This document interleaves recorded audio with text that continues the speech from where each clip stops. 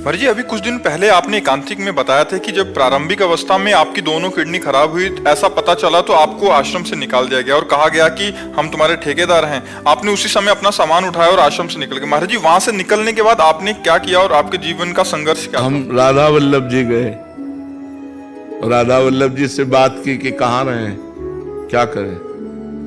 2 घंटा बैठे रहे, क्योंकि हमें विश्वास है कि हमारा बचपन से भगवान के मार्ग में रहना, तो हमने कदम कदम पे भगवान की लीला देखी है, उनकी कृपा देखी है, तो हमें विश्वास है कुछ न कुछ होगा।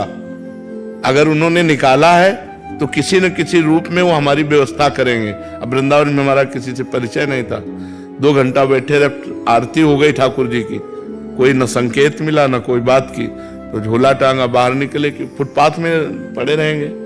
जो ही निकले तो एक संत मिले, तो ऐसे ही राधे राधे करते। तो उनका कहाँ झोला टांगे जा रहे हो, तो बताया। अरे बोले चलो ना, हमारे पास एक कमरा एक्स्ट्रा है। तो काली दह में उन्होंने कमरे में रखा। फिर कुछ दिन हुए तो गोस्वामी जी मिले जो राधा वल्लभ जी के हैं। तो उन्होंने कहा कि बाबा आजकल कहाँ रहते हो? तो हमने कहा पाठक बाबा अपने कमरे। आ जाओ ना हितधाम, कुटिया खाली है। बस हितधाम आ गए। तो हमारा जीवन का जो मोड़ हुआ वो हितधाम से हुआ। जो जीवन का हमारा परिवर्तन हुआ वो हितधाम से हुआ। 10वें वर्ष हितधाम में रहे। तो एक छोटी सी कुटिया थी, मतलब जिसमें पैर फैलाएं तो दीवार इधर इधर इधर, बस एक बाथरूम जैसी, और ऊपर छत टूटी हुई और बिजली का कनेक्शन नहीं। तो जब 10-12 वर्ष हो गए, हमारा चमत्कार सब हुआ भगवान का हमारे साथ, मतलब तो हम आश्चर्य माना। तो स्वामिनी कुंज जो बनी थी जिसमें हम सत्संग करते थे, वो सब आपस में मिल करके सब बन गई। हमको पता भी नहीं चला कैसे क्या बन गई।